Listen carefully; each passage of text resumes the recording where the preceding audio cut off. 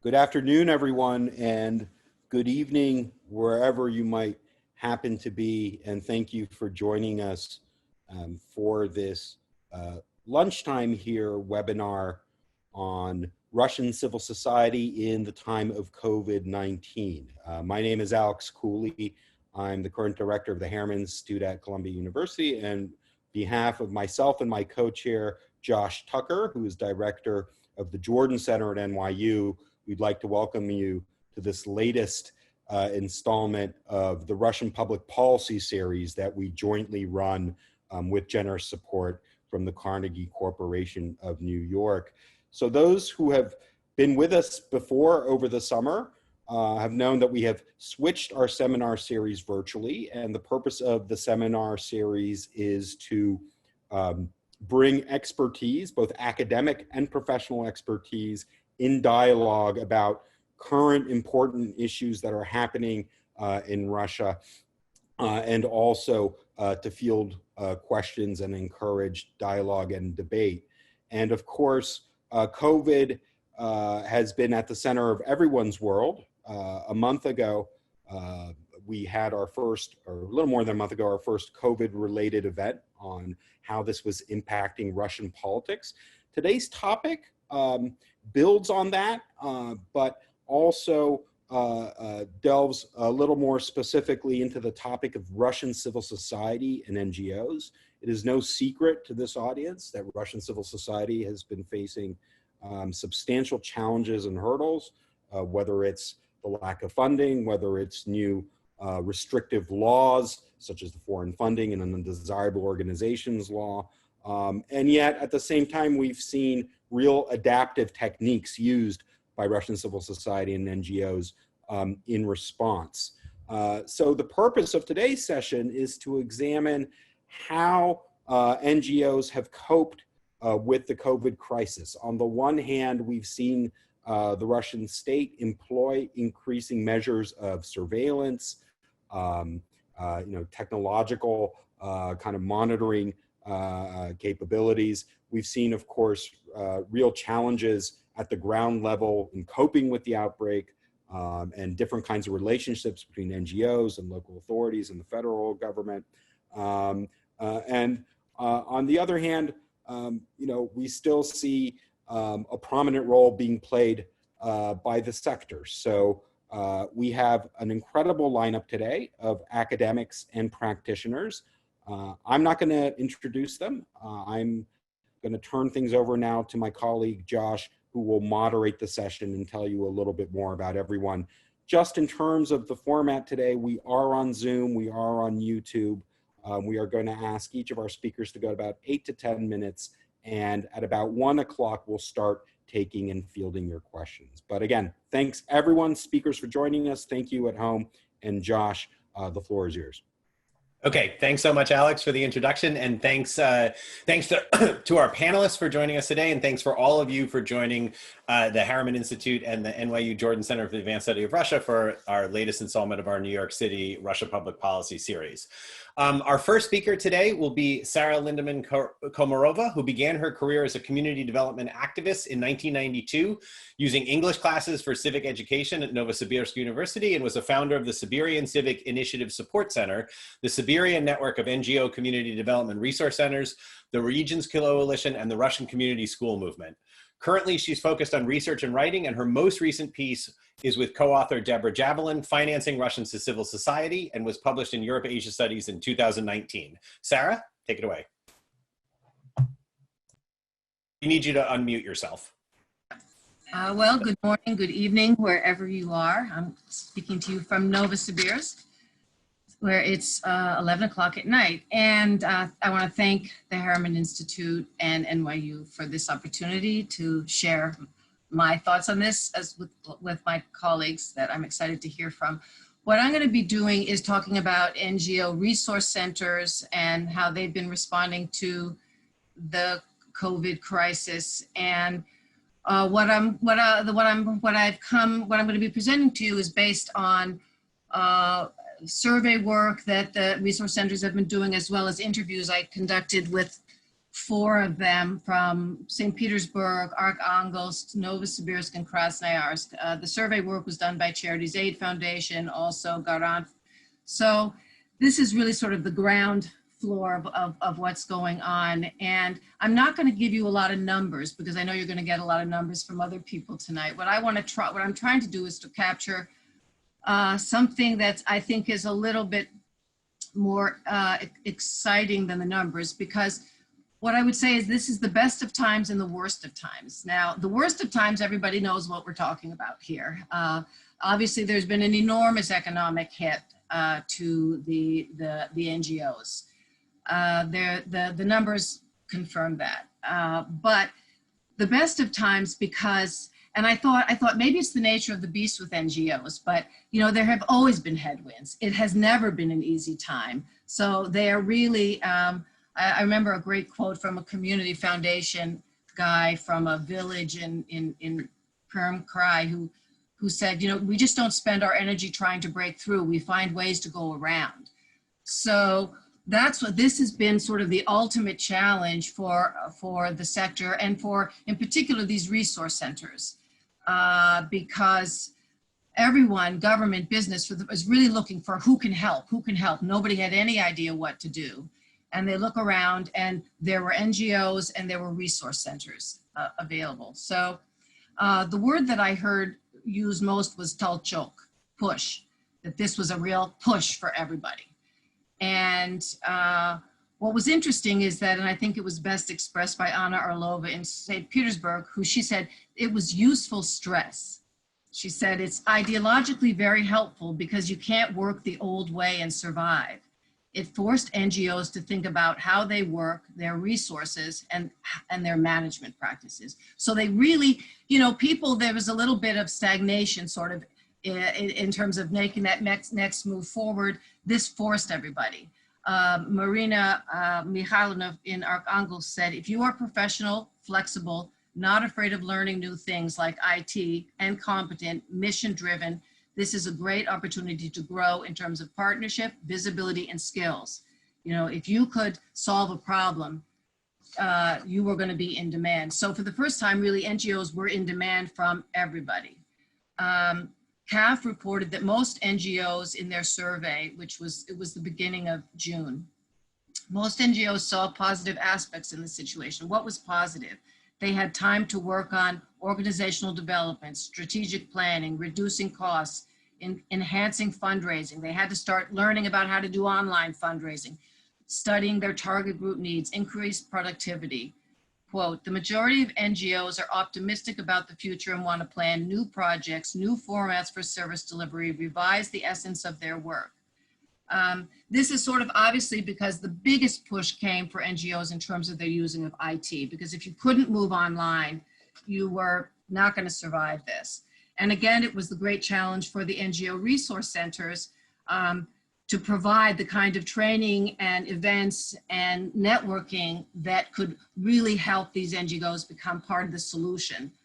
And so, and it also what it indicated is the demand on the side of NGOs to increase their professionalism, to increase their skills. So for example, Garant in Arkhangelsk, they organized in a 12-hour marathon, 45-minute seminars in a row, and the quality of both the content in terms of professionalism, but for NGOs, the real breakthrough was the technical quality. And 1,973 NGOs have viewed that, some or all of this 12-hour marathon that was presented. St. Petersburg conducted these are just a couple of examples. St. Petersburg created a training program for how to work remote. 924 NGOs participated in that training program. They also did a training program on crisis management, 814 NGOs. These numbers were surprising to everyone. And what it shows is that the sector as a whole realizes that it's time to, get to that next step of being professional. In terms of business, right? Because big part of what these resource centers' job is to get business and government to work in partnership. And I looked at the Donor Forum, which is a group of corporate and private foundations, and 26 of the Donor forum members mentioned NGOs or a foundation in their COVID response program. So what this means is that they're seeing NGOs as partners. You know, they're not just giving them money, but they're working together with them to design and implement programs in response to COVID. 80% of NGOs reported that their private and corporate donations went down, but 20% said no deviation, slight growth, or significant growth. This is a huge difference between this and 2008. In 2008, the day after the crash, every corporate office just closed down their entire charity program. That's not happening now. Instead, they're turning to NGOs and saying, how can we work together and solve these problems? Sberbank has introduced a 2% loan program. The presidential grants organized a conference on financial mechanisms for NGOs, which was really great. They had a couple of Western experts who came in, were speaking, and then the Fond Patanin, Timchenko Fond, and Ilya Chukalin was speaking there. And what people kept writing in is that they had all been turned down for Sberbank 2% loans. Turned down. Fast forward a couple of weeks, and the resource center in Perm, Svetlana Makovitskaya, announced that she got the 2% loan from Sberbank. Now, not only did she get the loan, but then what these resource centers are doing, she took all the documents that she needed to get the loan, put them online so that other resource centers and NGOs can just copy those documents. So 2 or 3 resource centers are already going for that. So this is the kind of sort of dynamic sharing and partnering that's happening. Now government. Lena Malitskaya in Novosibirsk at the Siberian Center said, it's a breakthrough on government attitudes because it revealed so many problems, like the laws. But also the role of NGOs overall. They saw the importance of the sector. So it really, you know, on the local level, who can help us? Well, there was this one group of people who could help. There was a lot of praise for presidential grants, and because they sort of also set a template for allowing NGOs to be flexible on their budgets and timelines and programs so that they could survive this. For those who had presidential grants, they're having not as difficult a time as those who do not. Another important, I think, observation in terms of government, it came from Krasnoyarsk, where, and the regions, the governments, for some of these governments in Novosibirsk, Krasnoyarsk, they saw a long time ago how useful, these resource centers are providing information to citizens and NGOs. So they set up government-supported, financed resource centers around these regions. And the independent resource centers do the training. But what this COVID crisis did is it showed the difference to everyone between these government-created resource centers and the independent resource centers, because the independent, all the government ones were just turned to the independent guys for leadership. They were the ones that were creating leadership, showing leadership what to do. So it also strengthened the role of these resource centers in terms of the government, because while the government resource centers had good skills, it's a completely different mindset. In a crisis, they were just sitting and waiting for somebody to tell them what to do.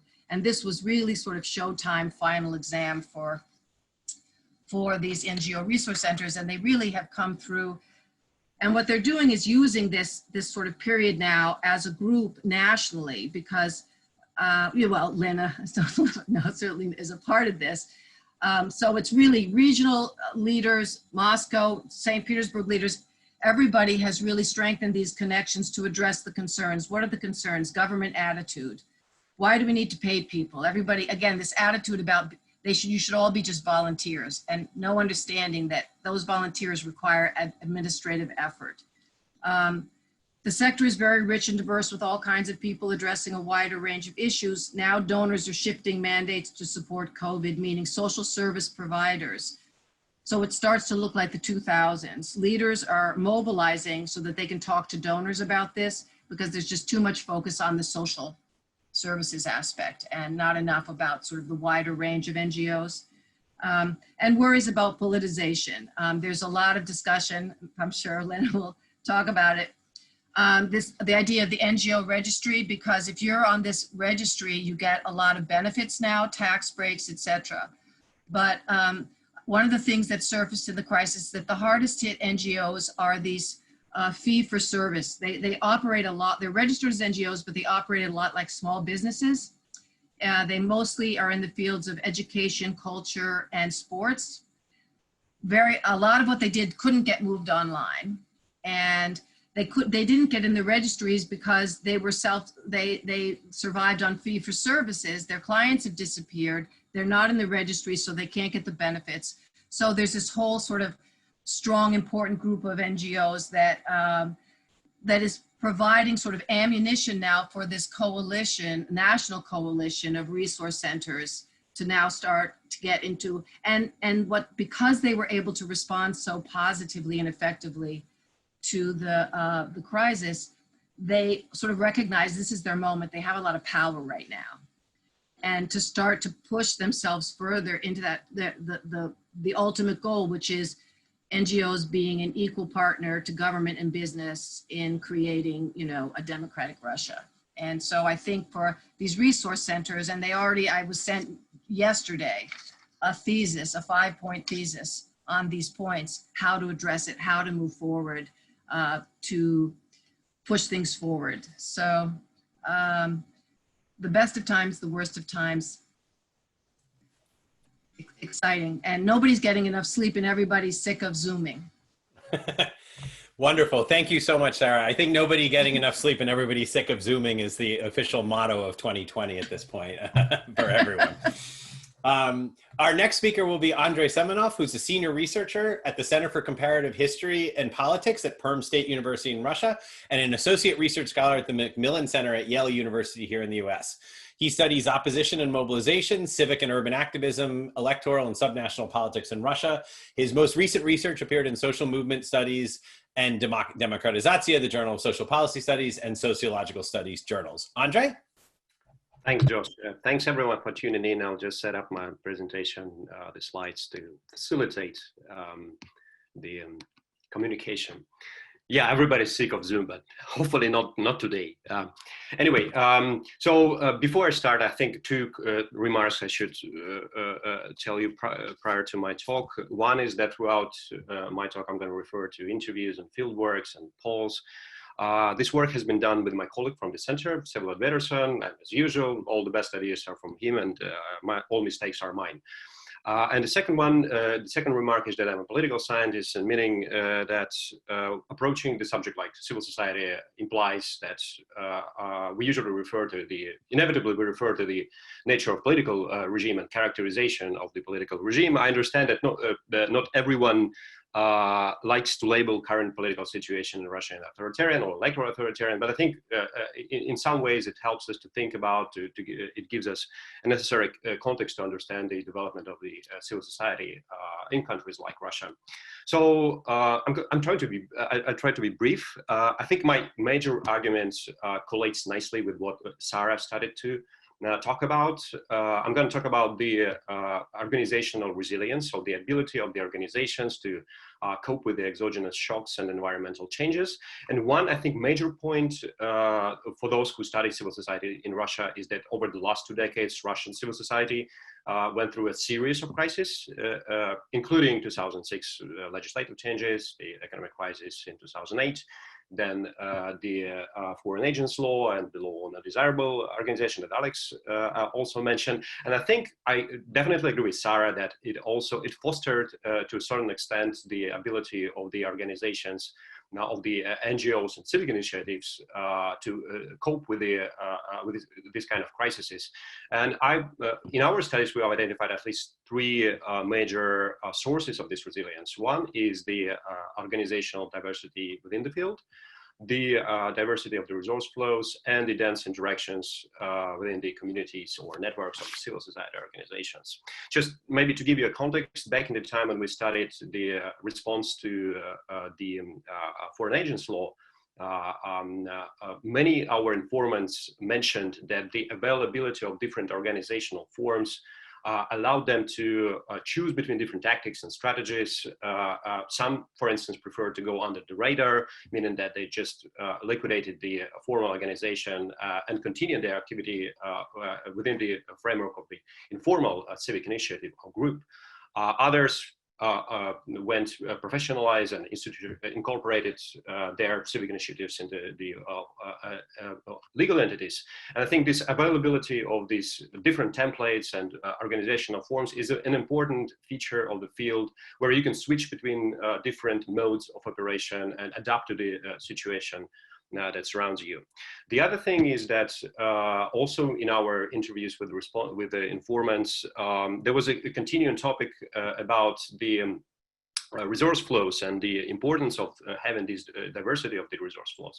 Different funds come with different conditionalities, and for instance, those who worked with the public money, they mentioned that the stringent requirements for spending and reporting elevated their level of internal organizational management, but also the quality of services they delivered. Others, for instance, those who work with the crowdfunding campaigns or large networks of volunteers, also mentioned that it sort of increased their organizational capacity. It allowed them to develop necessary organizational techniques and skills.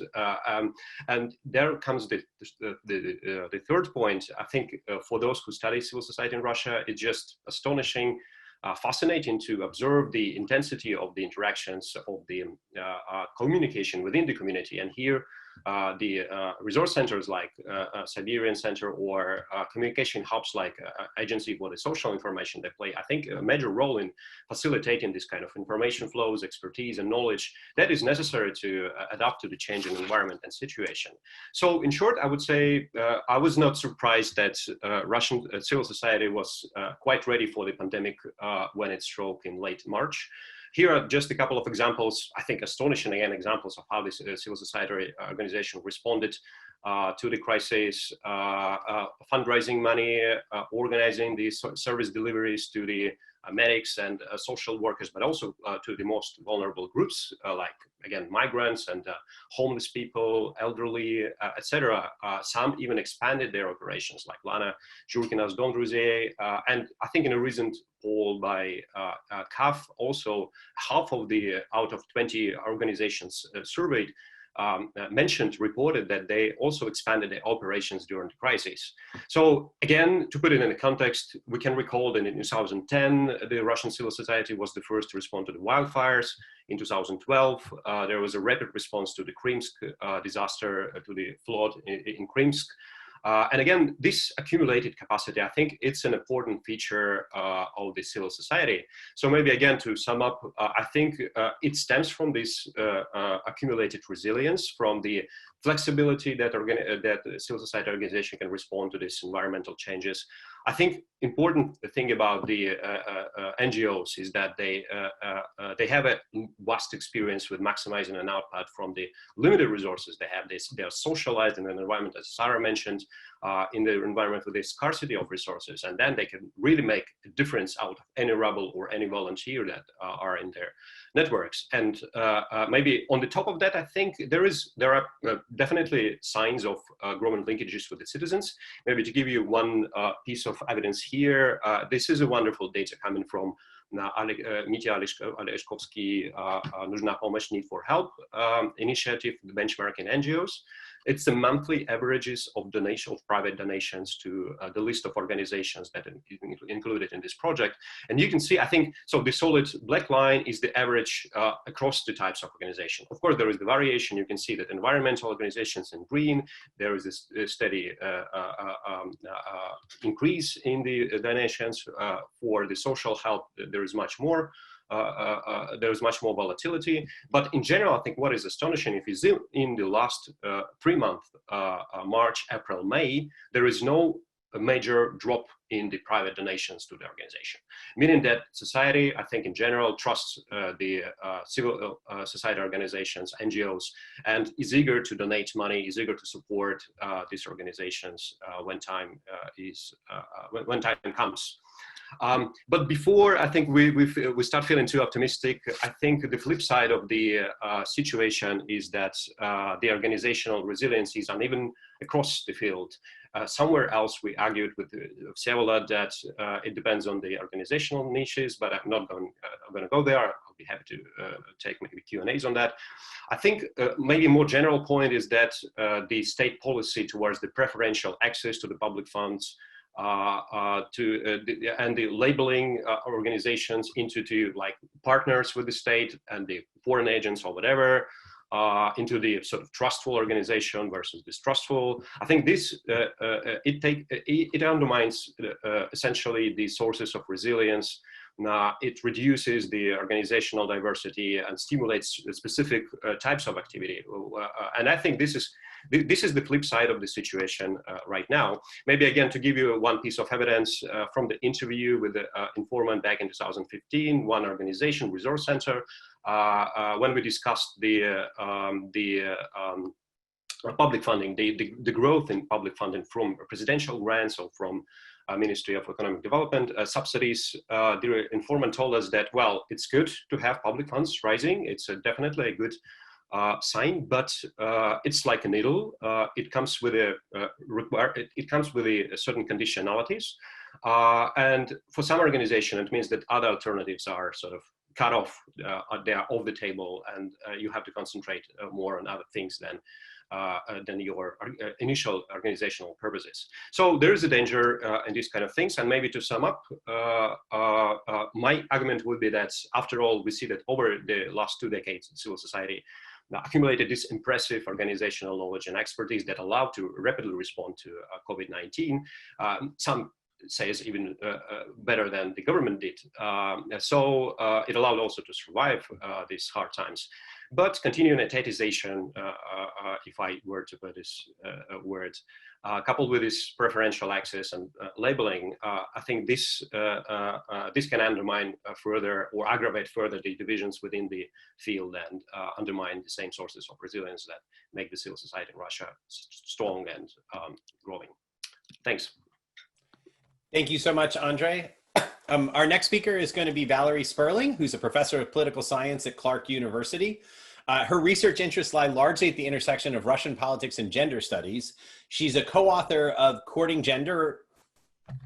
She's a co-author of Courting Gender Justice, Russia, Turkey, and the European Court of Human Rights, which was published by Oxford University Press in 2019, and the author of Sex, Politics, and Putin, Political Legitimacy in Russia, which was published by Oxford University Press in 2015. This latter book won the Association for Slavic, East European, and Eurasian Studies, affectionately known to most of you as ACES, the Davis Center Book Prize for the outstanding monograph on Russian, Eurasian, or East Europe in anthropology, political science, sociology, or geography, as well as the Association for Women in Slavic Studies Help Prize for the best book in Slavic, East European, Eurasian women's studies. Valerie, it's a pleasure to have you here. Take it away. Thank you very much. And thank you, Josh and Alex and Sasha and Carly for organizing this panel and directing attention to civil society and activism. So I'm going to talk specifically about activism against domestic violence in Russia and what kinds of issues have been raised on that front during the COVID-19 pandemic. Domestic violence is obviously an issue that predated the pandemic in Russia. Feminist groups for decades have tried to draw more societal attention to this really quite widespread problem and have made something like 40 attempts since the mid-1990s to pass a law on domestic violence in Russia. The first domestic violence hotline and women's crisis center got started in the 1990s. And interestingly, these are some of the feminist organizations that have persisted in Russia, providing this very necessary service to women who are suffering domestic violence, and also raising popular consciousness about an issue that had been largely taboo during the Soviet era. Whereas in the 1990s, journalists began to write about domestic violence, and there was some, but not very much, street protest on the issue of domestic violence. In recent years, there's been a lot more visible activism on that topic. In part, the visibility of this issue in recent years in Russia was due to several particularly brutal and sensationalized cases of domestic violence or family violence. In December 2017, Margarita Grachova's husband took her into the woods and chopped off both of her hands with an axe. He had previously accused her of cheating on him and threatened her with a knife, but when Grachova turned to the police for help, they didn't take it seriously. The second recent case of family violence garnering enormous public attention was that of the Khachaturian sisters, 3 teenagers living in Moscow who killed their father in July 2018 after years of suffering physical and sexual violence at his hands. The case brought out the details of the violence and again, the details of police inaction, so that when the daughters were charged with murder and faced the possibility of 20-year jail sentences for their act of self-defense, people went into the streets to protest. And then in November of last year, the public was shocked again when it emerged that a 24-year-old student at St. Petersburg State University had been killed and dismembered by her partner, who was also her history professor. He was caught when trying to rid himself of her body parts in the Moika River. Changes in the law relating to domestic violence have also helped draw more attention to this issue. The partial decriminalization of domestic battery in February of 2017 was an impetus for new organizing to push for a law on domestic violence.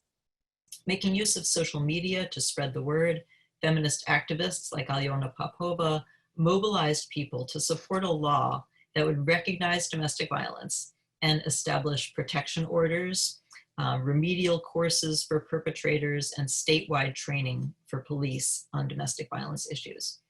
By October 2019, her petition in support of a domestic violence law had over 800,000 signatures. At the end of November, a watered down draft of the law was published and spurred some controversy, with ultra-conservatives and the Russian Orthodox Church opposing the law, arguing that it was a plot by feminists and other nefarious actors to destroy the Russian nation. But the pandemic put a stop to those discussions. On April 22nd, when asked about the draft law, Valentina Matvienko, who's the Speaker of the Federation Council, said that Russia's legislators would return to discussions of the domestic violence bill after the pandemic had passed. As she put it, quote, "I doubt there'll be a spike in domestic violence. On the contrary, families are going through this tough period together." But Matvienko was wrong about that. The pandemic, which confined families to their dwellings, made matters considerably worse. Fears that domestic violence would increase during the pandemic were raised early on by Russian activists when the shutdown was imposed at the end of March. Women who had planned to escape their abusers wouldn't be able to do so because their partners were never out of the house, at work, or on business trip, which are usually strategic times for women to leave more safely. Moreover, the activists pointed out that the quarantine had made it harder for women to get help from the police. Police stations were closed to the public. Police were primarily concerned with maintaining the quarantine.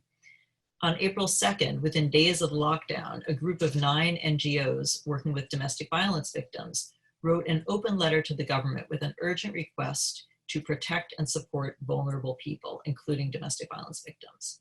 They noted that most cities lacked domestic violence shelters, and those that had them lacked space.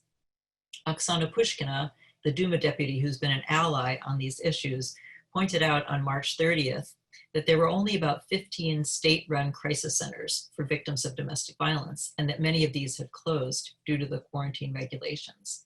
And activist concerns in this regard were not misplaced. On May 5th, Russia's Human Rights Commissioner, Tatyana Moskalkova, announced that domestic violence incidents that were reported to Russian NGOs had more than doubled since the lockdown began in late March.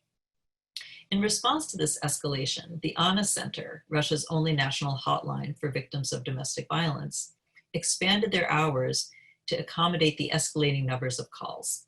In a sense, the COVID pandemic and the lockdown put a spotlight on a growing societal concern about domestic violence. And while Russian NGOs and activists on social media may have impressive, although limited reach on this issue within Russia, Pussy Riot, the feminist punk collective that had made such a splash in Russia with their anti-Putin songs back in 2011 and 2012, they have also turned to the subject of domestic abuse in their latest work, although whether that helps the cause or earns more negative attention on balance might be hard to say. Specifically, one of their new music videos called Knife was released in mid-May during the lockdown. In the song, Nadia Tolokonikova sings from the perspective of a woman who fantasizes about violently retaliating against her abusive male partner. The setting for the song, as you can see, is an animated video game featuring a female avatar wearing an anti-COVID face mask with a Molotov cocktail, a knife, a can of spray paint, and a traditional Pussy Riot balaclava in her arsenal. But even while public attention to domestic violence has reached a new high, it's clear that Russian activists working on this issue have a lot of societal inertia to overcome. Just as an example, in early March, the popular Russian TV show Comedy Club ran a skit that seemed to mock the entire concept of domestic violence. The skit featured a heterosexual couple discussing how to spend the coming weekend. The two of them taking turns suggesting various things to do. While the perpetually smiling woman in the couple proposes various kinds of shopping activities, her husband counters with proposals that rhyme and that entail him beating or killing her in a variety of ways. So when she suggests they visit IKEA, he counters that maybe she'd like him to break her neck instead. When she notes that first they should drop by the ATM, the bankomat, he counters by suggesting that he could shoot her with an automat. Their brief series of exchanges in the skit take place against the background of raucous audience laughter at each of the man's violent proposals. So where does this leave us? Should we be optimistic or pessimistic about the effects of the pandemic on Russian civil society organizing on domestic violence? While the pandemic has made life more dangerous for many women and disrupted the day-to-day operations of domestic violence shelters and increased the workload of crisis hotlines, the publicity around domestic violence that predated the pandemic has hopefully brought societal interest in this issue to a new level. The question is whether that momentum can be sustained through the length of the pandemic, especially given the many constraints on protest and the tendency for quote-unquote women's issues to be placed on the back burner, as they typically are during times of national crisis. That's where I'll leave it. Thank you very much. Thank you so much, Valerie, for that presentation. I just want to remind everybody in the audience that you can use the Q&A on the Zoom webinar if you want to ask questions now. We won't interrupt the speakers at this point, but if there are questions that you think of while individual speakers are talking, you can put the questions there and we'll get to them later. Same thing for people on YouTube. You can use the comment section on YouTube if you have a question that you want to write. We have two more speakers before we move on to Q&A. And our next speaker now is Elena Topleva Soldunova, who is the director of the autonomous nonprofit organization Agency for Social Information. She's been a member of the Public Chamber of the Russian Federation since 2012 and has served as chair of the Public Chamber's Commission on the Development of the Nonprofit Sector and Support for Socially Oriented Nonprofit Organizations since 2014. She's also served on the Expert Council under the government of the Russian Federation since 2012. And in 2013, she became the chair of the Public Council of the Federal Ministry of Labor and Social Protection. Elena? Hi to everyone, and many thanks for organizing this panel and for inviting me to speak. It was a big break for me. I didn't speak any English for many years, so sorry for my mistakes and pronunciation, but I'll try to do my best.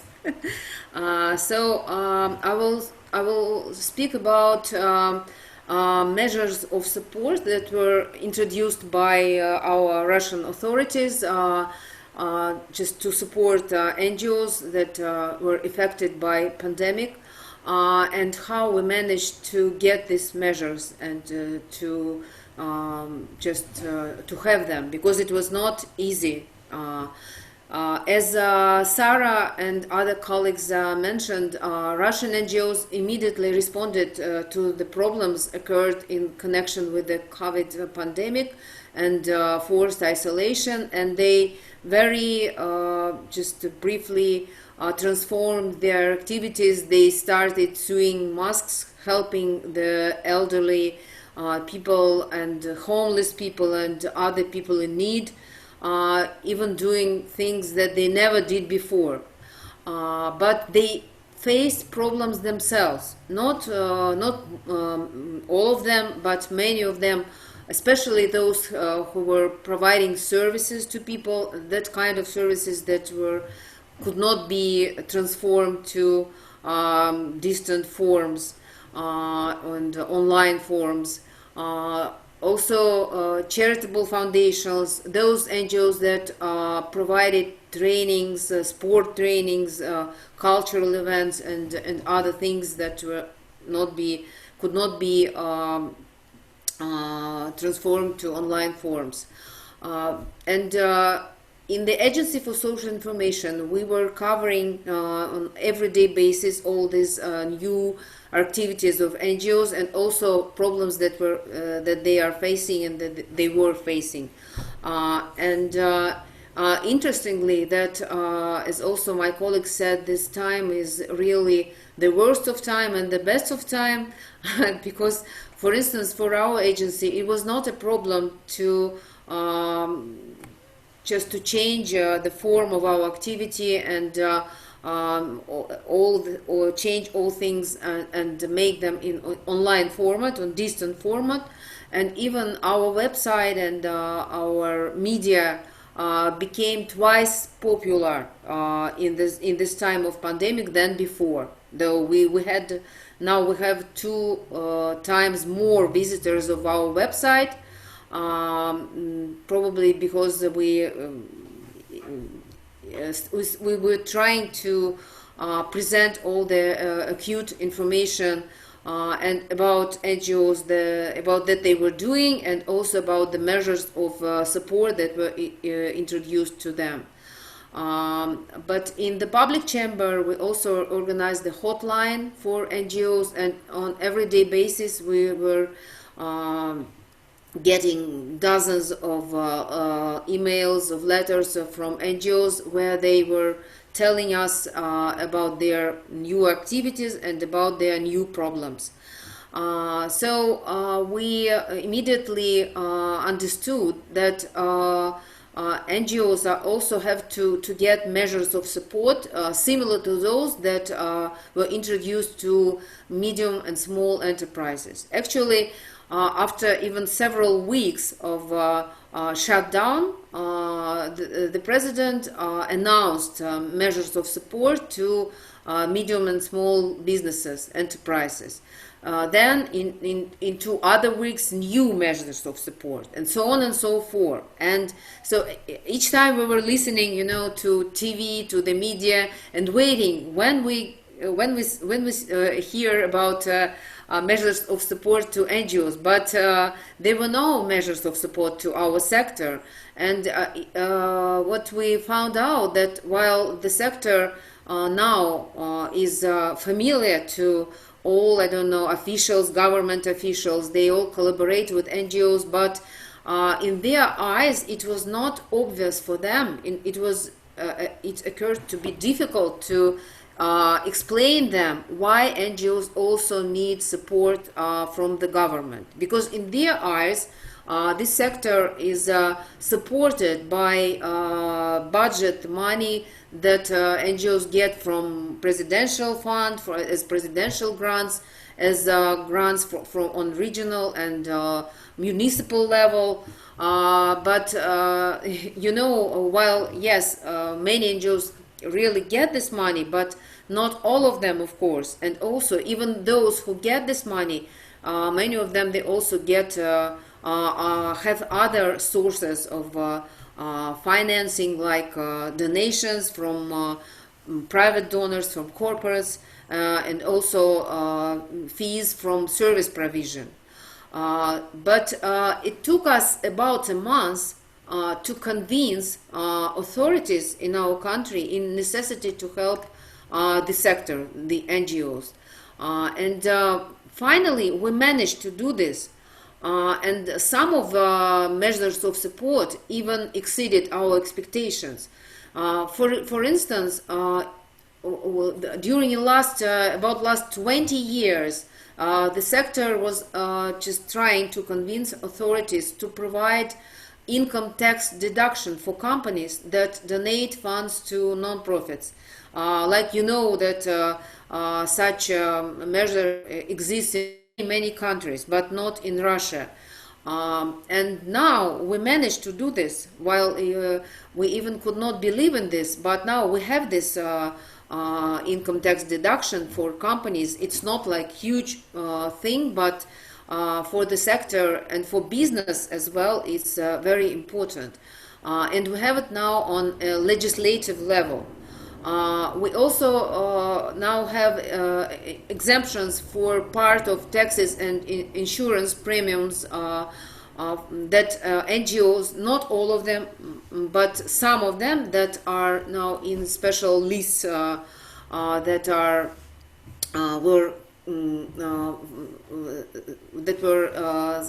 made by the Ministry of Economics of the Russian Federations.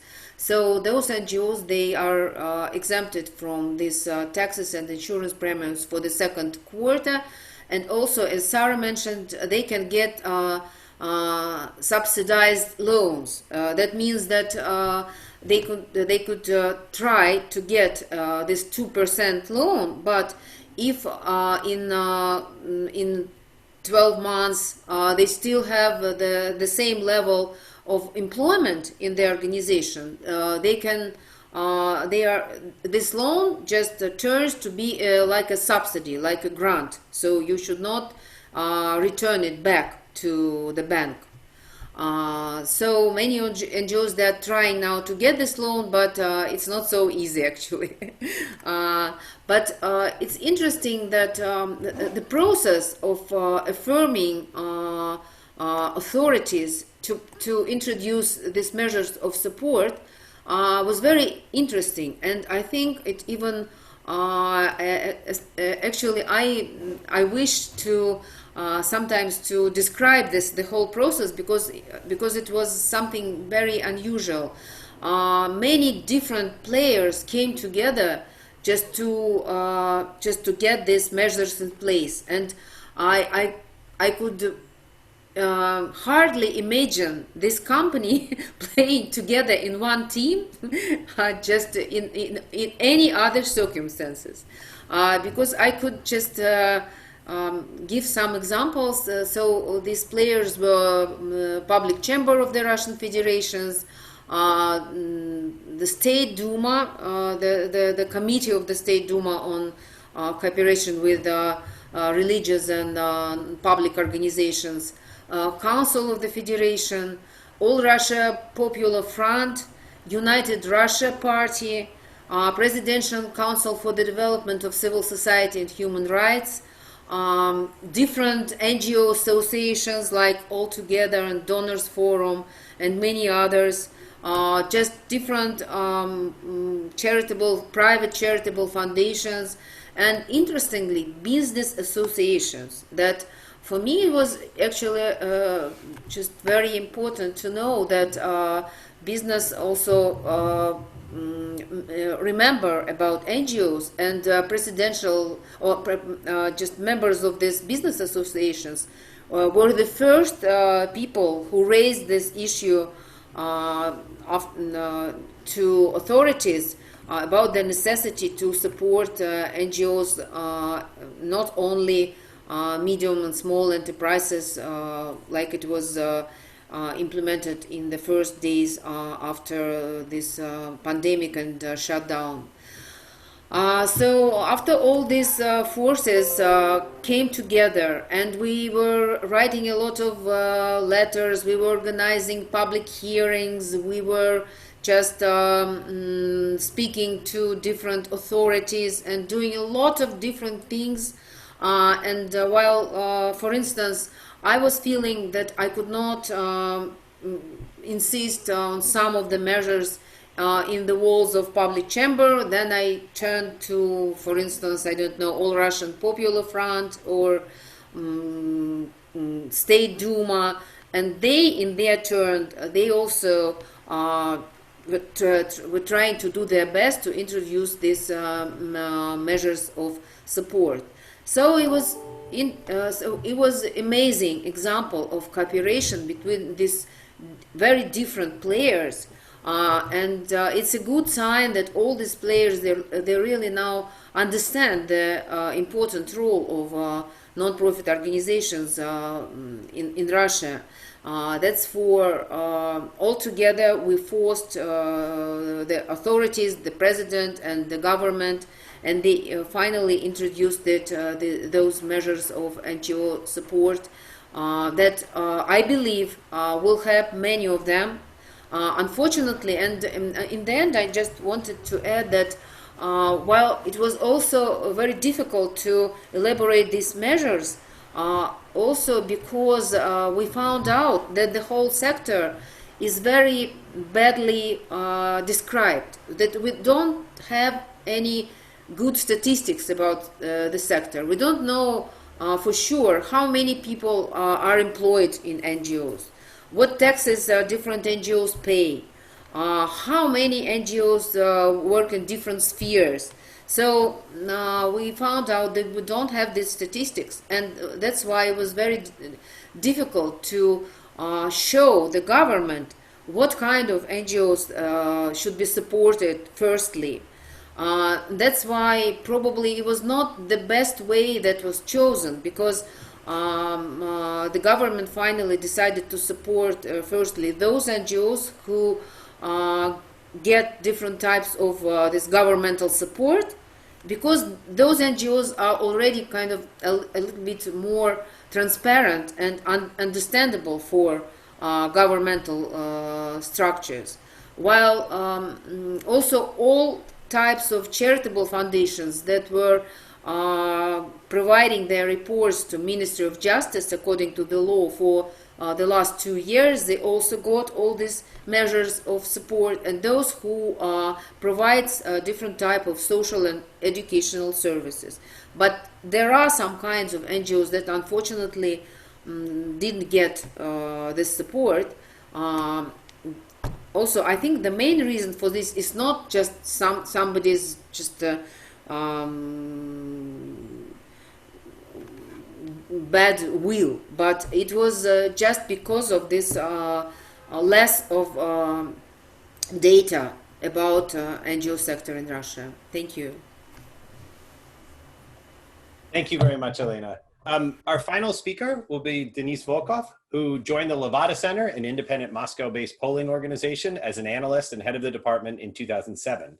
Since then, he has participated in more than 100 quantitative and qualitative research projects as a researcher, analyst, or organizer. He served as the deputy director of the center since 2019, and he's authored publications with particular focus on civil society, protest activities, elections, and political attitudes of the general public, as well as that of young people, business, and elites in Russia. He's a columnist at Venomosti, RBC, the Moscow Times, Forbes.ru, Carnegie, and Carnegie.ru of the Carnegie Moscow Center. Denise? Thank you, Joshua. Hello, everyone. I'm glad to join a company of such interesting experts, and also join some of my thoughts on this topic. I will speak about the overall conditions that are provided by the pandemic and the quarantine, and that the events that coincided with it, and the aftermath, well, not only on Russian NGOs, but the civil society more broadly, also on just groups of people who are ready to defend their rights. So I think one first important condition is that the pandemic, the quarantine in Russia coincided with the start of economic crisis, which already was unfolding in March this year, after the oil prices collapsed and the ruble was started to go down. So we saw that the quarantine increased the already existing and unfolding problems, that of worsening economic conditions, that people were losing their jobs and losing their profits. According to our polling, 1/3 of population was affected by this, and so all these economic troubles, it led to the conflict, labor conflicts, and for example, Pyotr Bezyukov, a very good expert on labor conflict in Russia, he's writing about that May May, which was a month just during the quarantine, it already saw 74 labor conflicts, which is a very big number, bigger than in any given month for several years. So in spite of quarantine, people were voicing their protests and tried to defend their labor rights. So this, I think, the aftermath of this worsening economic conditions is not only that people are suffering, but also, I guess, the businesses try to cut on people's salaries and so on. So this is a conflict situation created by this crisis and quarantine, which was increased and reinforced by quarantine.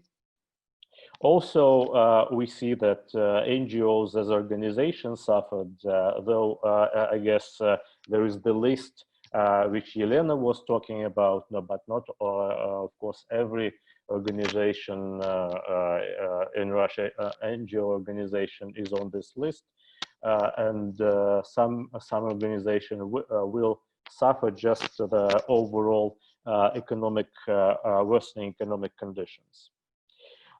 What else? As we had this quarantine, another aftermath and the result of this quarantine is the ban on public gatherings, which is, I mean, that authorities imposed on the country, which is probably the maybe a good thing to do, but at the same time, of course, it not only protects people's lives, but also limit activities, civic activities and protest activities. And I would say that this ban, because of this ban, oppositional politicians and people who were against the amendments to the constitution, that was the voting was taking place right after the quarantine, right after this COVID quarantine in Russia. And usually the mass gatherings of people who not support authorities, it's a very important tool to organize, to build up strength and the argument. So it's good for people to organize these public events. And the lack of such public events, I would say, because of this oppositional activist leaders, oppositional-minded public suffered and was not able to organize and offer meaningful alternative to the official strategy, which is to go and vote for these amendments. So I guess this ban contributed to this, and this is the aftermath of quarantine. In spite of this ban, we see that the protest moods are on the level of the previous year, which is about 1/4 of the public are saying that they are ready to voice the dissatisfaction of the government, of the situation, and with rising uncertainty, which a pandemic also provided. So we see this protest potential, but there is a new to this situation. According to our polls, it's first of all the youngest people now who are the most eager to go and voice their dissatisfaction. So we see this growing gap between the older generations and younger generations in Russia, who, interestingly, for the first time in many years, show some well, bigger protest potential than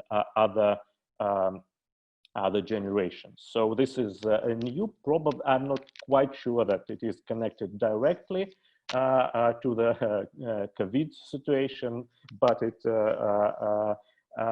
is connected with this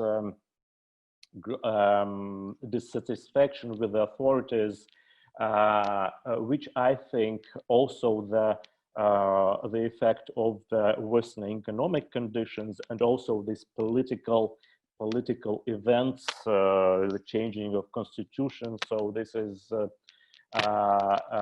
new situation and very interesting to see how it will develop. In spite of this ban, and already during the quarantine, we see that journalists, a very vibrant and active community in Russia of persons who defend their rights and try to defend the freedom of speech. They were already trying to defend their colleagues that suffered pressure from the government. We saw a single, single vigilant, like single pickets of journalists in support of ombudsman of police, kind of, and it's a Telegram channel here. And it was happening in May already, so during the quarantine. We see just seeing the wave of support support of Svetlana Prokopieva from Echo in Pskov, Echo Moskvy, Radio Echo Moskvy in Pskov, and now we are experiencing this support to Ivan Safronov, former journalist of Kommersant, and Pyotr Verzilov. All those people felt the pressure of the authorities, and we see how journalists, this very small but active community, still tries to defend their colleagues. And again, this is very similar to the previous year. So quarantine didn't stop this, and didn't have this much effect on the civic sphere in Russia. And what is, I think, well, Valerie has already covered brilliantly the topic of domestic violence, which is absolutely the well, increase in this violence, absolutely the aftermath as a result of quarantine. But I would like to end on such an issue that all this growing uncertainty, political turbulences and economic turbulences, it results in the decreasing support of the authorities, decreasing trust in state institutions, and in such circumstances, Russians tend to be more active, more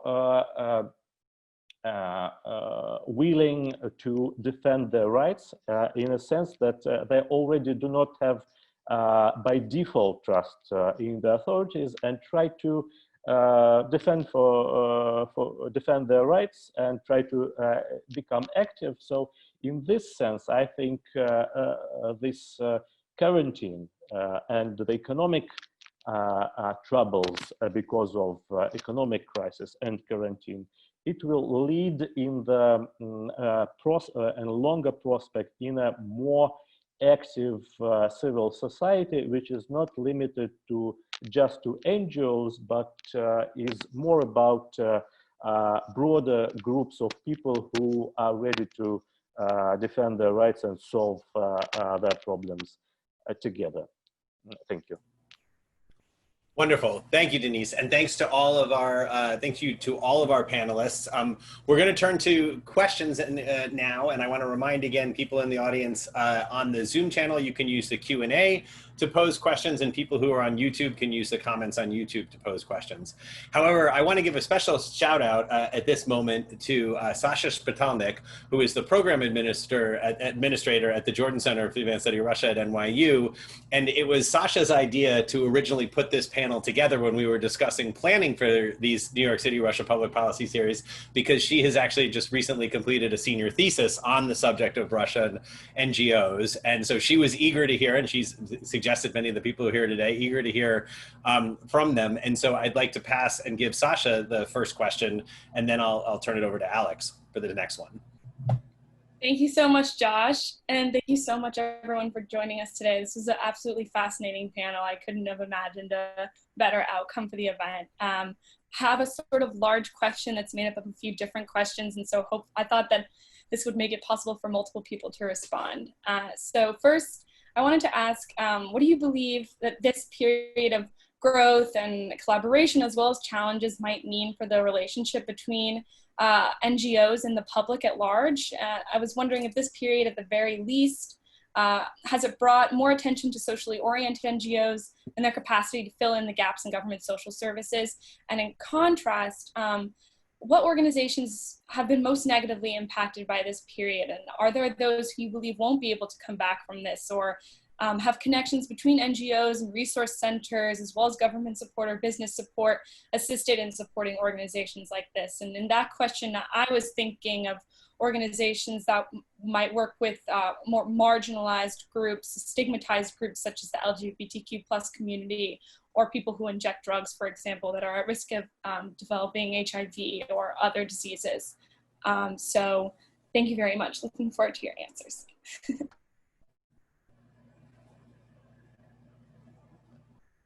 Sarah, do you want to respond? Yeah, I think that in terms of I think that, again, the organizations that can think creatively, think out of the box, regardless of what their mission or mandate is. A great example is an organization I know, Humanitarian Project in Novosibirsk, which provides support to AIDS victims, and they have support from all kinds of sources, both Western and government, etc. But what they came up with this idea of using wild berries, which is, you know, the private boxes to provide delivery of AIDS tests and medicines, so that people who are under quarantine, you know, who couldn't come into the office. So I think it isn't even so much about what the missions are. It's about an attitude about being creative. I was told a great example in St. Petersburg of an organization that what they decided to do was to get children, disabled children, out of internats so that they could be safe from COVID, and place them in homes. And it got so it was sort of this great combination of, then the press got involved, then the public heard about them, then donors got interested in what they were doing. So the organizations that really got creative and thought out of the box, even those that had challenging sort of target groups to work with, I think I'll just repeat, the hardest hit turns out to be its culture, education, and sports, who were providing services, because they're not on the registries, and their client base, you know, they can't go online. You know, they've tried it, a lot of it isn't working. But the statistic that CAF put out in the service, and this is as of the first week of June, is that only 5% of NGOs have suspended work. So that's a pretty good, you know, now what I've heard from different experts I was talking to is that smaller groups are sleeping and they'll wake up when it's over, kind of thing. And so there is a wide range. Everybody's taking, almost everybody's taking a hit, but I think really the big headline is really how it has pushed them into pushing themselves further, more creatively, increasing their skills, and realizing that they need to think about long-term financial planning and not go project to project. And that includes diversifying income sources. I saw there was a question about income sources on the list, and I think that's been one of the organizations that are surviving better are those that had more diversified sources. So whether it's donations, paid services, presidential grants, business donations, dues, regional subsidies, government. So that's, and I think that applies to everybody. So I don't know if that answers your question, but somewhat. Elena, Do any of the other, yeah, Elena, absolutely. Yeah, I would probably add to what Sarah mentioned that I hope that NGOs that were affected by pandemic and didn't get this governmental support measures, I hope that they also could get some support from non-governmental organizations, and some of them Sarah mentioned, and fortunately many private foundations, not many actually, but there are some private foundations in Russia that just immediately after this pandemic crisis introduced to NGOs new grant programs. It was not only presidential grants fund that also introduced now just anti-pandemic new competition for NGOs that were affected by pandemic, but also some private foundations, some big foundations, and also small foundations. For instance, when we were getting emails from NGOs in the public chamber, and those NGOs were asking for support, then we just these letters were sent by the chamber to Smirnov's foundation, Vladimir Smirnov's foundation. They also had this anti-crisis small grant scheme, and they actually very shortly, without any just new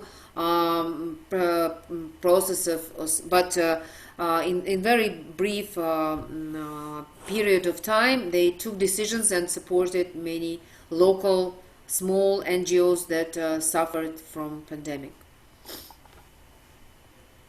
Andrey, you want a quick comment you want to make as well? Yeah.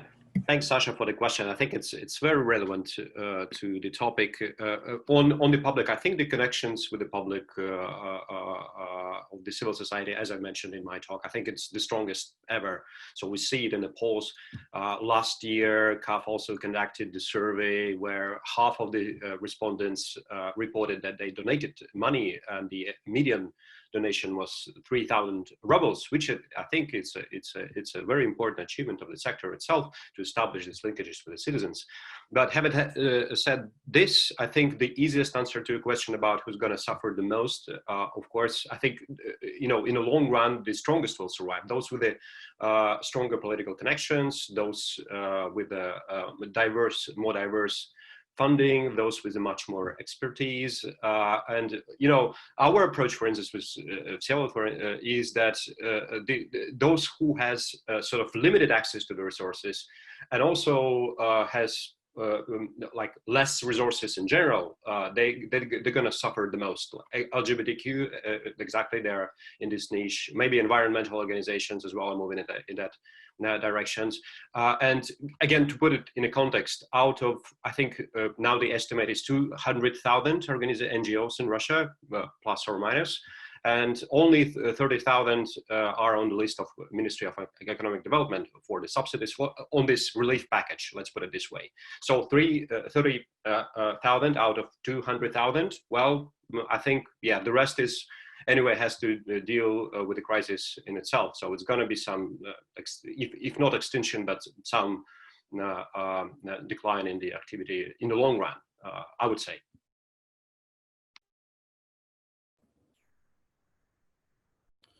So let's take the next question from Svetlana Borodina, who is now a postdoctoral scholar at the Harriman Institute. And she asks whether the pandemic has affected the discourse and practice of volunteerism in Russia. What are the new trends and continuities and how different stakeholders speak and go about volunteering? Are there new forms of volunteering or supportive infrastructure? And why don't we start with Valerie on that one, and then any of our other speakers want to weigh in are welcome to do so. Okay, thank you. It's wonderful to hear everybody's talks. That was great, very enlightening. You know, I'm not sure I can say anything intelligent about comparing volunteerism, you know, during the pandemic and before the pandemic. You know, we're really talking about a sort of short period of time. And in some ways, right, the people who are available to do volunteering are always going to be the same. They're going to be the people who have some resources to be able to do that, or who have some time, you know, to do that. One thing we might want to consider is the different forms that, you know, that sort of activism or volunteering might take. So for example, not all of civil society organizing is in the form of NGOs, right? If I look at, you know, the sector that, you know, I pay the most attention to, which would be, you know, feminist organizing, you know, yes, you have some organizations that have persisted for a long time, let's say like the Committee of Soldiers' Mothers, that, you know, exists on a voluntary basis, and that's what they do, and they get a lot of, you know, they get a lot of people involved. But there are less formalized types of civil society activism that don't have to be slowed down by a pandemic, or may not be affected, you know, by the pandemic at all. And that's the sort of organizing that you would see on social media, you know, whether it's informing people, raising public consciousness about domestic violence, or about sexism, or about sexist language. You know, those kinds of efforts use social media to get the word out. And, you know, and of course it's also volunteering, you know, it's also people taking their time. But anyway, I thought I would just make that distinction. Great, thank you. Would anyone else like to take up this question of volunteerism and then volunteering? Lena or Sarah? This is actually a really important issue, because what's great about, again, another great thing about the COVID is that it really brings everything to the surface and forces people to deal with it. And one of the key issues that the resource centers have been grappling with is what happened with the volunteer response is that government got all involved, and there were two different groups. There was the Narodny Front, and there's the Mój Miasta. And so on a local level, it became sort of this chaotic battle. Meanwhile, the resource centers, they just have to, you know, they've been working with a lot of just volunteers for years, and like, get the politics out of it, and let's just work with people that have been trained, you know, this idea that you can just mobilize people. And I think it was well expressed, this thesis that a small group of 4 people, 2 from Moscow, 2 from the regions, put together. They talked about this. They said it's important to remember that volunteering is an activity of individual choice. When the state is regarded as the initiator of volunteering, there is a substitution of concepts and values. We must not forget about systematic work with volunteers, and not just about mobilizing them if necessary. It is important to shape shared values of personal responsibility and participation. So this is one of the fronts that, again, this post-COVID really strengthened group of NGO leaders. That's one of the issues that needs to be addressed, this idea of volunteers staying a personal initiative rather than a government organized activity. So I think it's an important issue now. Yes, Yeah, please, Andrey. I agree with Sarah, but I think it was actually a huge growth of volunteering in this time of pandemic, and it was both those that was organized and kind of supported, very strongly supported by the government, and also this just initial coming from the ground. This also both processes were in place.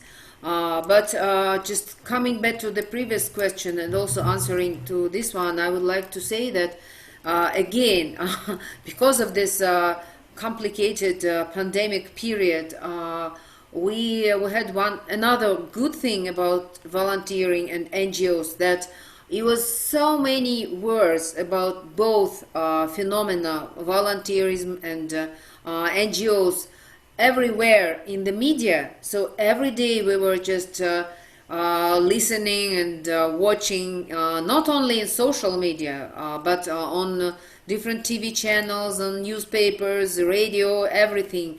A lot of media coverage of volunteerism and NGO activities. And while we have a problem still in Russia that not so many people are involved in NGO activities, of course we want more of them to participate in NGO life and support NGOs. But I'm sure that now, after this period, more people will become also volunteers.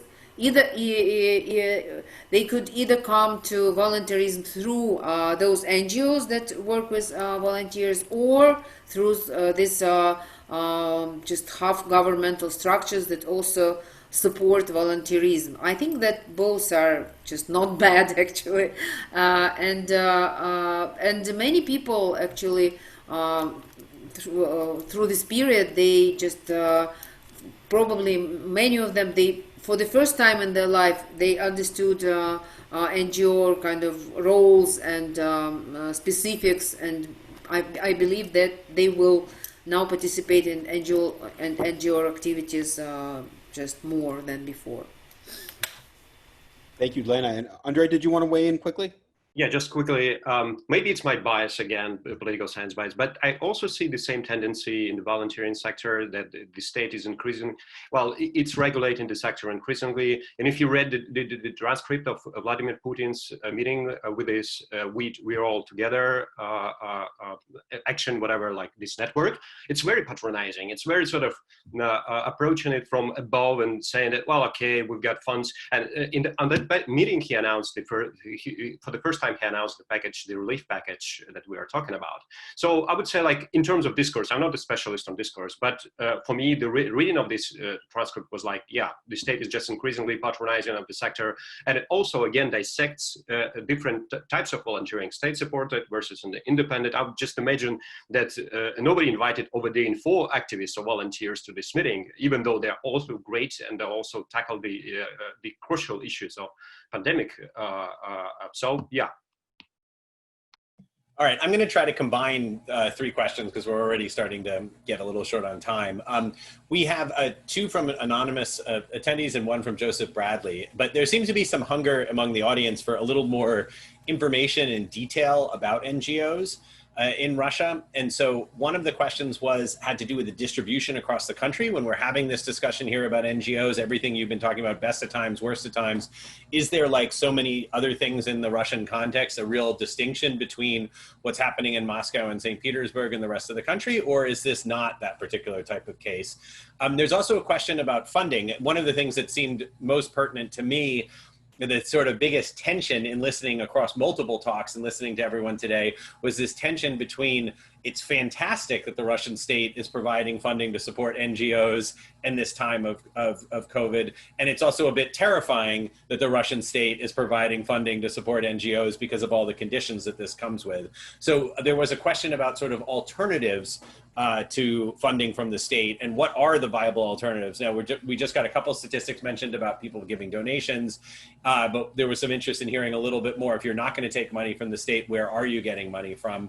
And then the final question is on this, just pushing a little bit on this part of the state aspect of the state relationship with the NGOs, is that, from the Western perspective, we often hear, we think of the competitive authoritarian regime, as Andrey said, being fairly dismissive of having a sort of trying to have a large footprint on civil society and not giving civil society particularly a lot of space to grow. We've heard some more optimistic stories here. So is this actually a change? Is it, Sarah, you talked more about recognizing the value of civil society because of COVID.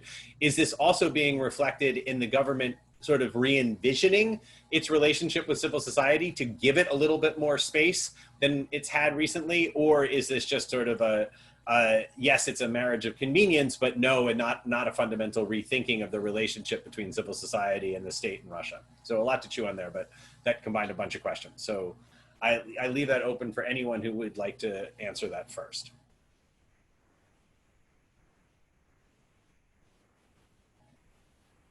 Yes, Sarah, I can, I could, you know, I can, Okay, yeah, I Sarah, mean, there's a then lot, Valerie. there's a lot there. I mean, the first is that I think that whether this is going to be a fundamental change, because as I said, the ultimate goal, and I want to just first of all sort of do a shout out to Valerie. I mean, I'm someone who's been saying for, you know, civil society isn't NGOs, right? It's a much broader thing. And my focus has always been community development. NGOs is the highest end.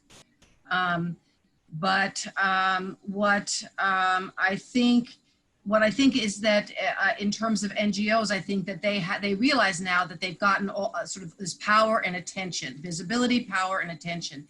And can they leverage that into, you know, sort of pushing government? I think I already said this volunteerism, the top-down, heavy-handed government support about volunteerism, that's going to be a pushback.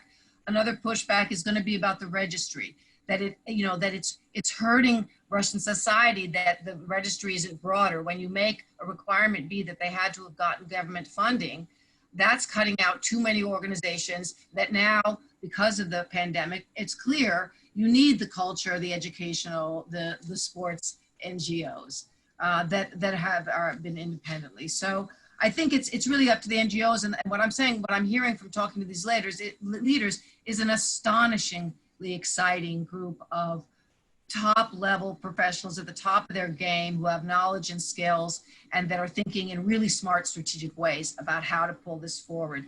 Just quickly in terms of funding, I mean, that's been the push for the last 25 years, balance, right?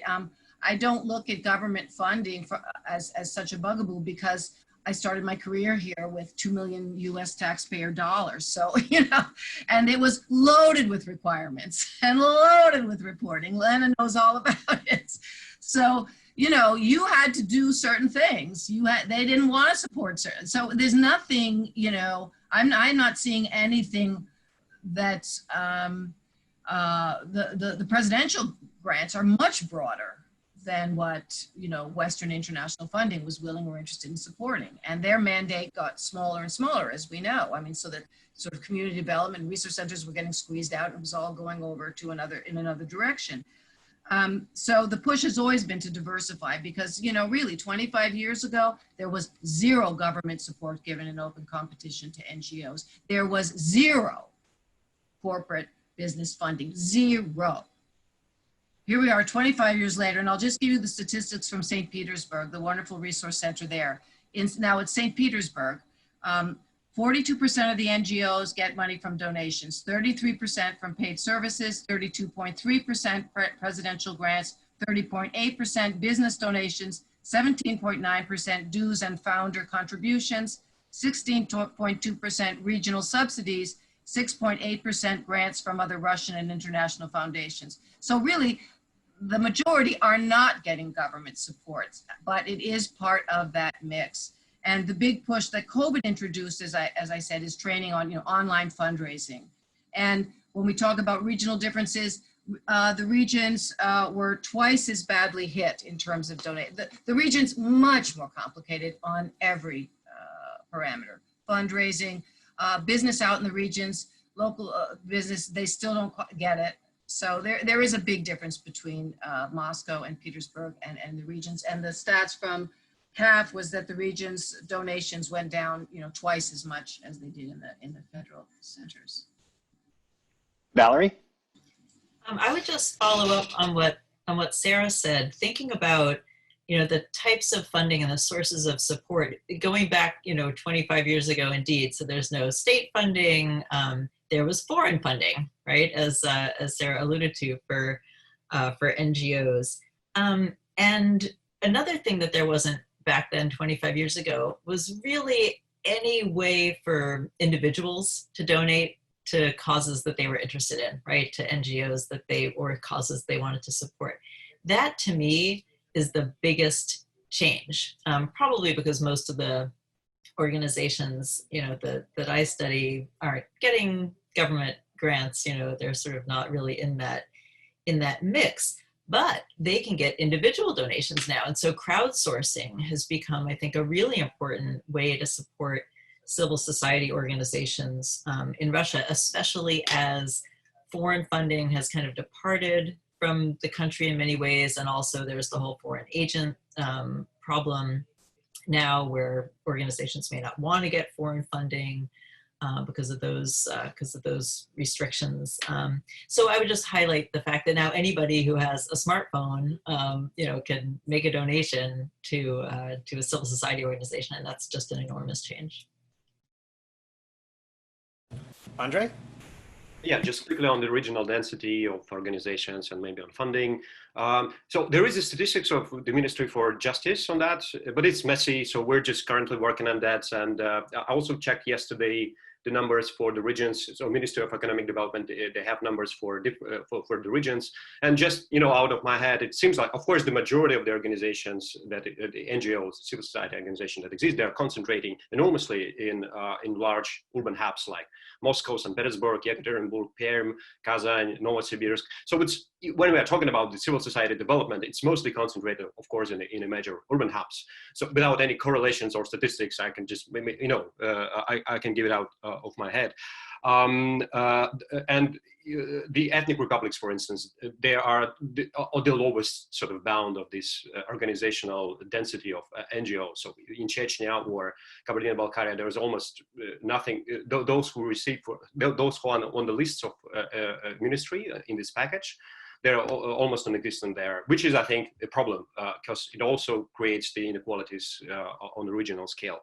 On the funding, I think it's a very important question. We've got a poll last year, December, January, and about a third of our organizations surveyed, it's 94 organizations, reported that they have presidential grants. About a third also mentioned regional subsidies from the regional governments, and about a third also reported business. So I think business plays a great role here anyway, apart from crowdsourcing and apart from governmental funding. For instance, Potanin Foundation, they pledged to have like 1 billion rubles increase recently to, again, to relieve the NGOs. I think it's an enormous help.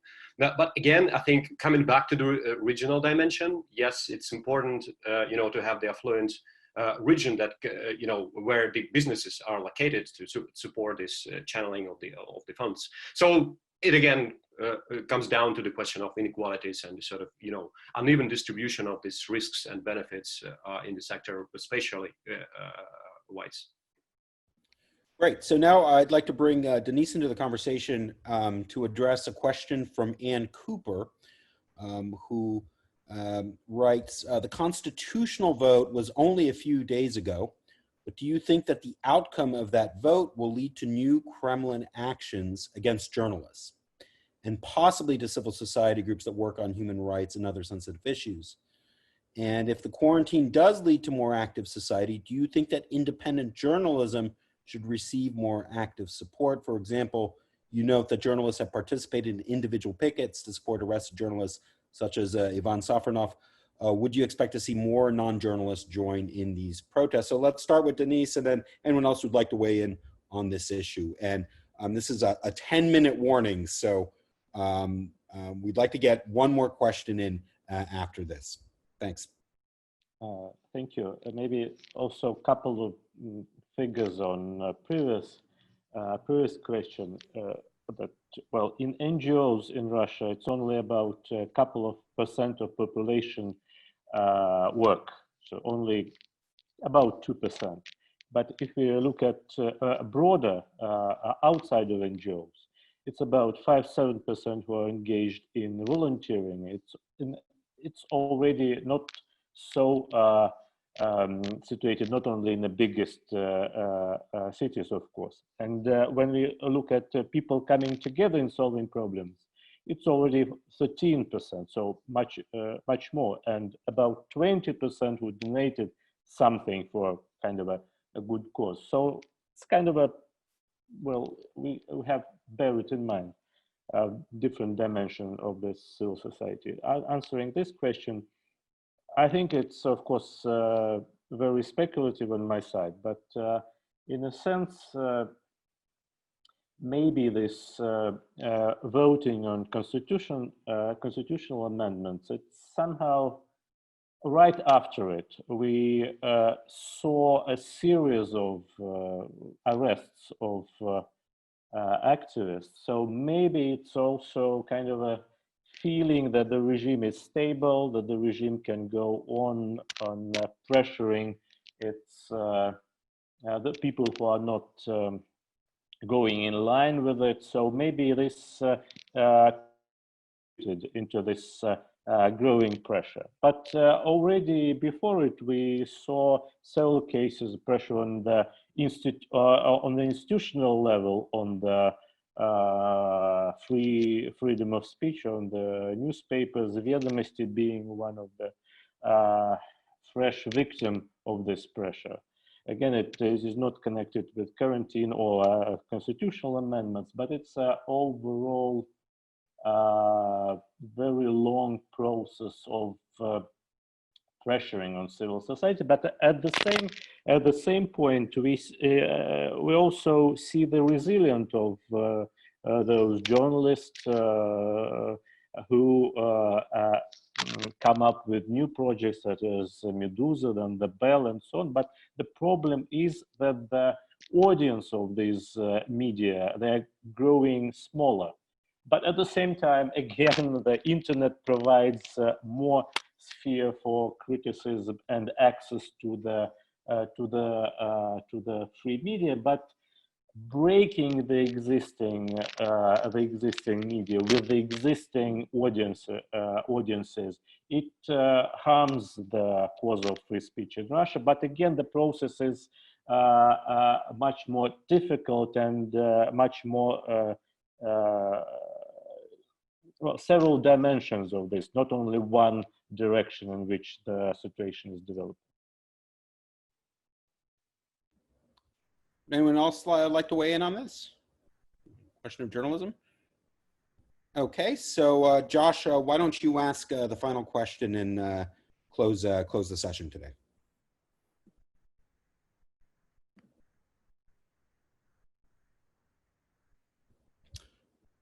Josh? Sorry, I'm on mute.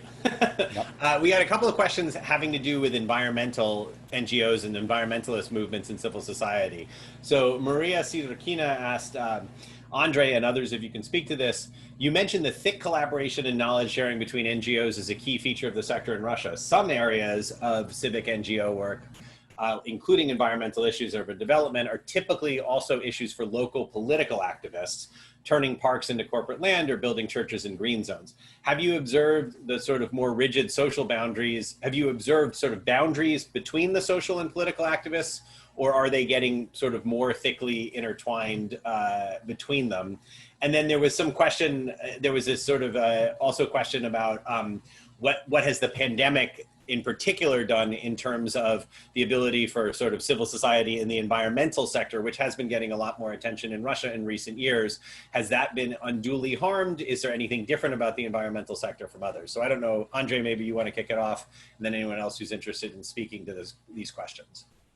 Yeah, I'll try to be brief. I think I'm not going to go into this direction because I think that deep, because it's a topic on itself, how these social activism, political activism are intertwined. I think those who observe sort of, protests and contentious politics in Russia, they know that local activism usually is sort of decoupled from the political. So many local activists, urban activists, and environmental activists that are doing the groundwork, they're quite suspicious of the political parties, of the other organized opposition. And I mean, it comes in waves, I would say, like at certain point of time, like for fair election movement, at the head of the movement, there was this collation between the social and political activism, even prior to the for fair election campaign itself, as we saw in various studies, as well, like in Navalny's campaign 2017, 2018, also showed how the sort of local activism can be melted into the political one, but it's not stable over time. So there are no, I would say,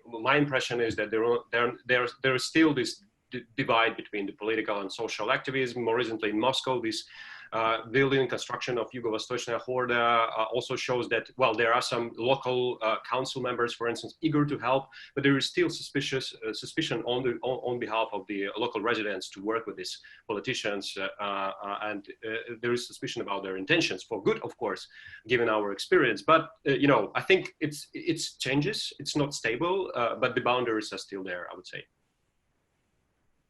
Does anyone else want to weigh in on this? Denise, and then Sarah.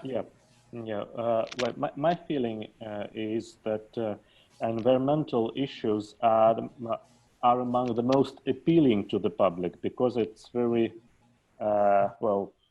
people understand what is it about, and I would say these issues are rotate about two main problems. One is the defending of parks that are being developed, and we have numerous cases of this, and it's about local environment defending your actual backyard. And the second very important issue is garbage disposal. And I think when we speak about environmental issues, it's the main issue that comes to mind for ordinary people, this garbage disposal. So the biggest story, obviously, is shears, which in a couple of years people were able to bring to the federal level, and probably I'm cautious speaking about it, but probably they won. And again, this shears story, it provided astonishing results in a sense when we were doing a survey about this in Arkhangelsk region. 95% of the population were against of it. I can hardly remember any issue that was so unifying for the public. But again, it's also the result of this campaign that was taking place on the regional level when activists come together with the free media, free local media, and also with attention from the other parts of the country. So it's absolutely a wonderful example where civil society probably finally got what it wanted, because it seems to me that the government is trying to stop this now. So maybe this is a victory for civil society, and it's an environmental issue. Sarah? I just wanted to say that in terms of this social versus political, I think the tension is more in terms of strategy choices. And I think that there's, and perhaps, so I think there's an issue of sort of people getting to know each other and working together, and then sort of maybe overcoming these huge differences in strategic approaches to solving problems. But what I wanted to do is maybe end on a positive note, because I do think that I live in, I've been spending the pandemic down in a village in the Altai Republic. It's one of the poorest regions of Russia. We've had a house in the village for 20 years. And every time I want to know the real world, I'm back in the village, and where we have the same mayor for 20 years, it's a ridiculous situation. But for the first 19 years, there was nothing. I tried to mobilize people, nothing. Right now, there were three actions going on in the one village. Two of them are by people, me, and another sort of newcomer. But the one most significant one is a grandmother there who called me over one day, and she heard that there was going to be a cell phone tower put near her house. She wanted to do something about it.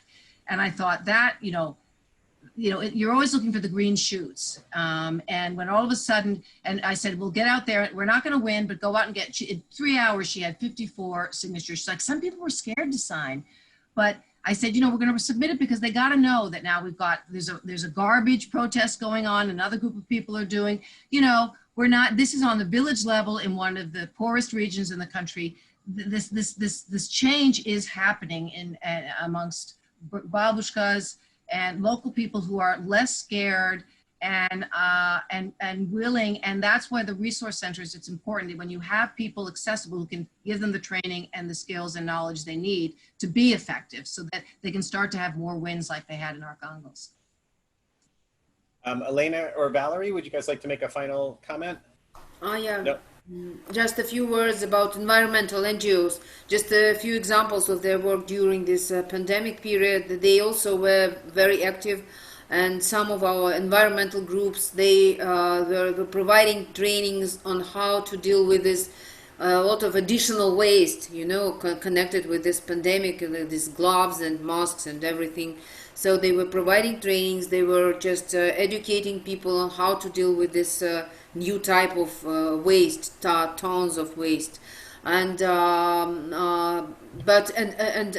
another interesting example I just learned today about our not only environmental NGOs but also those working with the sustainable development issues, that just during this pandemic period they somehow managed to provide the country alternative civil report on UN Sustainable Development Goals, just process to achieving these goals in Russia.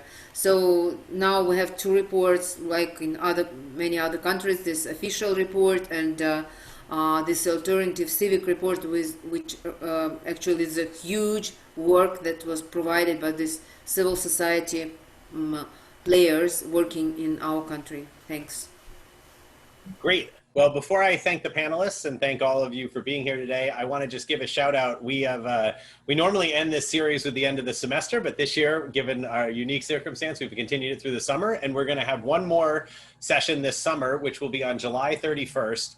And we are really pleased that we've been able to get David Scheimer, who is the author of the newly released book Rigged, and Kathleen Hall Jameson and Renee DiResta of the Stanford Internet Observatory to come talk about lessons for 2020 from Russian interference in the US 2016 elections.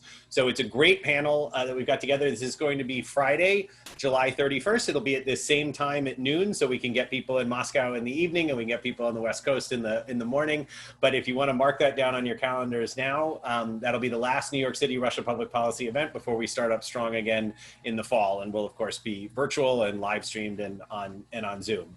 So with that out of the way, I want to thank the Harriman Institute and Alex Cooley. I want to thank again Sasha Shpetalnik for suggesting this topic and for doing yeoman's work and lining up our amazing speakers. I want to thank all of the speakers for giving us their time today and joining us for what has been a totally fascinating conversation. I've learned a ton. I'm sure everybody else has. I want to thank all of our audience who stuck with us for almost 2 hours here. It's been such a fascinating discussion. And thank you for joining us today and giving us part of your time today. And with that, I'll bid everyone farewell and say thanks once again. Thanks.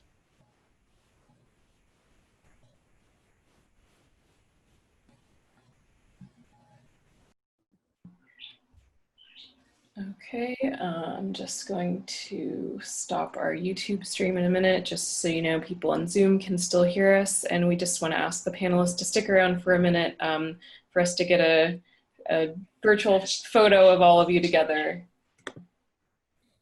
Okay, so our YouTube live stream is stopped. Alex Turk, are you there to do our photo? Yep. I think we lost Lena and Sarah. Ah. Well, whoever's remaining.